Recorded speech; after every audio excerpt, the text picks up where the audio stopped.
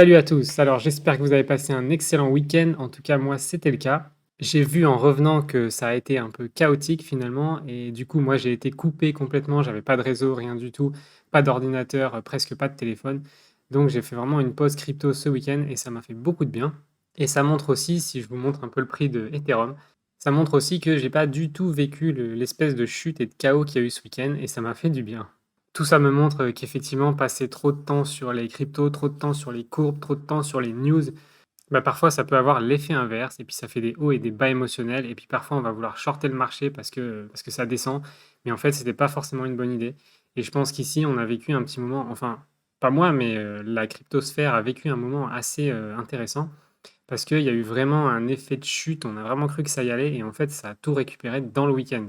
Donc là, je pense qu'il y a des shorters qui se sont pris un coup dans les dents et je pense que ça va arriver de plus en plus à ces phases-là et à ces prix-là. Je suis pas en train de dire que le prix ne peut pas aller plus bas, mais en tout cas là, on est à des prix où shorter commence à être un peu risqué ou alors il faut vraiment être devant l'ordi tout le temps. On commence à sentir quand même une bonne résistance. On arrive ici au seuil, donc ce support finalement où on était au plus haut en 2018. Donc là, on va arriver à des seuils où ça va commencer à résister. Du coup, moi, je suis parti en week-end. J'avais mis exceptionnellement un achat d'Ethereum à 750 dollars. Bon, il a pas été atteint, mais au moins, j'ai pu partir tranquille. Je suis parti en week-end à peu près ici. Je suis revenu à peu près ici. Donc finalement, je n'ai pas vécu de baisse. Et en revenant, j'ai eu l'espoir d'avoir acheté mon point à 750 dollars, mais c'était pas le cas. Voilà, en tout cas, on peut jouer comme ça. Ici, finalement, c'est peut-être le point bas, qui peut le dire. Personnellement, je pense que ça va encore un petit peu chuter, et notamment à cause du SP500 qu'on voit ici. Donc, il reprend un petit peu des couleurs, mais on est quand même dans une zone à risque, on est en train de chuter, et à mon avis, on va aller redescendre à ce trait bleu pour pouvoir ensuite remonter et avoir une courbe et une situation un peu plus saine. Mais ça reste au niveau des marchés boursiers. En termes de crypto-monnaie, est-ce qu'on a atteint un point bas ou pas? C'est difficile à dire. On a quand même eu un sacré rebond sur les plus hauts de 2018, ici. Mais ça reste un point de résistance qui a eu lieu ici, qui a eu lieu ici. Et on a vraiment un support complet, je pense, ici, donc aux alentours des 10, 11K. Donc, est-ce que le 10K est impossible? Pas forcément, mais ce sera très court. Mais à mon avis, on va aller juste le caresser pour s'envoler juste après. Je vois pas de remontée court terme, étant donné qu'il reste encore de la marge au SP500 pour se casser la gueule.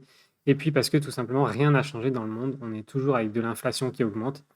La guerre continue, la Russie a même mis encore plus de restrictions sur le gaz, en coupant des pipelines. On est dans une économie qui dégringole, les matières premières augmentent, donc je vois pas le tout se résoudre maintenant. Cela dit, tout est possible et je l'ai déjà vu N fois.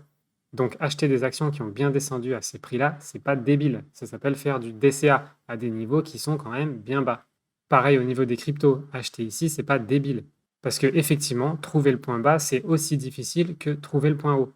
Personne n'arrivera jamais à vendre tout le temps au point haut, ici, ici, ou au point bas, ici, ou encore ici. Donc où est le point bas? Personne ne le sait. Et acheter à des niveaux comme ça, c'est pas débile. Pour ceux qui font du DCA et du long terme et qui achètent à des points bas, acheter ici, c'est une bonne stratégie. Et si ça descend encore plus, gardez du cash de côté pour acheter encore un peu plus bas. Ceux qui veulent absolument chercher le point à 10K n'y arriveront probablement pas. Tout simplement parce que ça va être court, parce que les échanges vont être surchargés, et peut-être tout simplement parce qu'il ira jamais. Ensuite, j'ai revu un peu le plan donc pour le déploiement de l'ISO 20022. On en a déjà parlé dans différentes vidéos. Je vous en mets une notamment en haut à droite. Donc n'hésitez pas à la regarder pour faire un point. Pour rappel, l'ISO 20022, c'est le nouveau standard du système financier qui arrive et qui a déjà commencé, et qui sera le standard du système financier de demain. Globalement, l'agenda est différent selon les régions dans le monde, mais il est assez précis et on a déjà commencé. Donc par exemple ici, on voit l'agenda aux États-Unis. Globalement, la phase 1 est maintenant terminée et la phase 2 qui a commencé donc dès le premier trimestre 2022 et qui va durer 18 mois est en train d'être implémentée.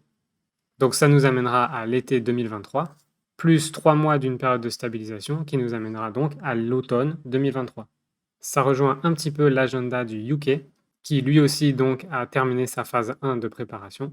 On est en ce moment en phase 2, en train de migrer complètement vers l'ISO 20022 et jusqu'à l'automne 2023 où le but est de mettre de plus en plus d'acteurs dans l'ISO 20022 et d'améliorer les interactions entre les différents acteurs. Donc les grands acteurs seront migrés d'ici la fin 2023 et ensuite ce sera à tout le reste du monde de s'ajuster à tout ça. Et finalement, dans le plan global, je crois que c'est un peu plus haut, voilà ici, on a bien les US qui sont censés avoir terminé leur migration à la fin 2023, le UK pareil avec une phase de maturation sur 2024-2025, l'Europe est censée avoir terminé en 2022 et Swift est censé faire sa transition de 2022 à 2025 avec quand même une étape importante, pareil Q3 2023, donc l'année prochaine, à la fin de l'été, où la plupart des acteurs seront live. Donc maintenant, ce que j'en pense de tout ça, c'est que la phase 1 est terminée.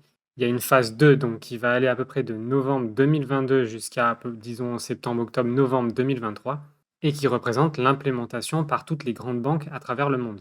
Et ensuite, à partir de septembre-octobre 2023, là, on aura à peu près 80% du système qui sera live partout dans le monde, avec de plus en plus d'acteurs qui rejoindront le système courant 2024 et 2025. Du coup, si je fais une révision de l'agenda que j'avais prévu, je pense que fin d'année, donc disons octobre-novembre 2022, je pense que c'est là qu'il faudra vraiment acheter tout ce que vous souhaitez, et notamment les technos ISO 20022. J'ai un petit sentiment qu'on va stagner, chuter jusque-là, donc à partir de maintenant jusqu'à septembre, octobre, novembre 2022, je pense qu'on va encore connaître quelques chutes.